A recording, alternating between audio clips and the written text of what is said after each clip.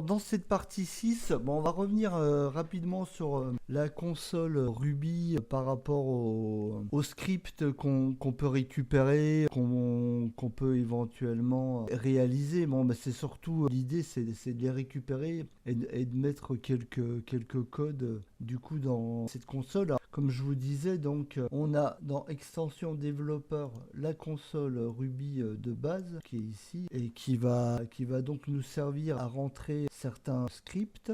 Et on a également une console, enfin plusieurs, il en existe plusieurs, mais donc moi celle que j'aime bien c'est cette console, et d'ailleurs qui est du même auteur que le petit plugin pour utiliser ChatGPT et les prompts dans SketchUp. Donc pareil, hein, ça vous la trouverez également sur le plugin Store. Si on reprend par auteur et par Alex Schreier, voilà, console Ruby Editor. Donc pareil, il y aura juste en fait à l'installer. Donc d'ailleurs l'auteur qui fait des plugins assez sympas, d'ailleurs j'aime bien. Donc voilà par rapport à ça. Alors cette console, quand on va faire nouveau, on va avoir un nouveau menu avec des éléments par défaut. Alors, on peut supprimer et coller un script qu'on aura récupéré quelque part, entre autres chez ChatGPT. Voilà. Après, on pourra le sauver en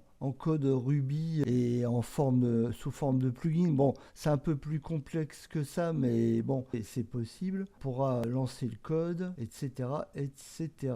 Alors après on a quelques outils, entre autres d'ailleurs où se trouvent tous nos plugins. Donc ici on arrive directement à notre dossier de plugins de notre version. On aura aussi plein de références sur des éléments de SketchUp, comme les éléments Ruby dans SketchUp, de la doc. Pour ceux qui voudraient démarrer, il y a un bouquin qui est vraiment pas mal, qui s'appelle Automatic SketchUp, et qu'on a directement, et qui est vraiment intéressant.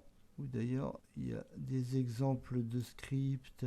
Tout est bien expliqué, c'est vraiment tip top. Donc voilà un petit peu tous ces éléments avec des préférences dans la console. Bon, c'est un petit peu plus fun quand même que celle qui est de base dans SketchUp. Donc voilà un petit peu pour ces éléments. Donc bon, c'est toujours intéressant et ça permet quand même d'aller un peu plus loin. C'est vraiment quand même un truc sympa. Bon, allez, pour le fun, on va lui demander, par exemple, fais-moi un script pour éclater un groupe. Bon, par exemple, alors on va voir s'il sait faire ça, un groupe. Voilà. Alors comme c'était la suite de la discussion, il sait qu'on demande toujours des questions liées à SketchUp. Hein, donc espérons que ça va fonctionner. On va venir copier, on retourne dans SketchUp, on va faire un groupe, hop, créer un groupe, voilà, et là on va venir faire un petit CTRL V, hop, on fait exécuter, et hop, magique, il a bien éclaté le groupe, super, hop. On va refaire un petit essai, donc créer un groupe, je le sélectionne, je relance ce script et tout est éclaté. Tip top, donc ça on pourrait le sauvegarder en fichier .rb. Et là il nous explique tout ce qu'il fait dans la console Ruby. Wally walou. Donc sympathique, donc utilisation de la console. Donc pourrait aussi recréer un groupe. Donc j'ai bien mon groupe et on pourrait venir coller le script ici. Il se passe la même chose. Bon, sauf que là c'est pas GGen, hein. Alors que là on a notre script qui est visible et on comprend bien qu'il est là. Alors d'ailleurs pour revenir sur les petits scripts, ce qui est assez sympa c'est que on peut lui demander du coup peux-tu me mettre les commentaires du script en français? Il nous refait le code avec des explications cette fois-ci en français. Donc c'est bon, il est quand même pas mal ce ChatGPT et bon, il peut quand même nous amener des informations intéressantes quoi pour les débutants et ceux qui veulent se lancer. Et alors on va même aller plus loin, on va lui demander peux-tu me décrire ligne par ligne le fonctionnement du plugin. Bien sûr. Alors, cette ligne charge le module SketchUp Ruby. Ensuite, la deuxième ligne, ici, nous définissons un module appelé Explode Group. Ensuite, méthode pour éclater le premier groupe trouvé. Alors, nous définissons une méthode.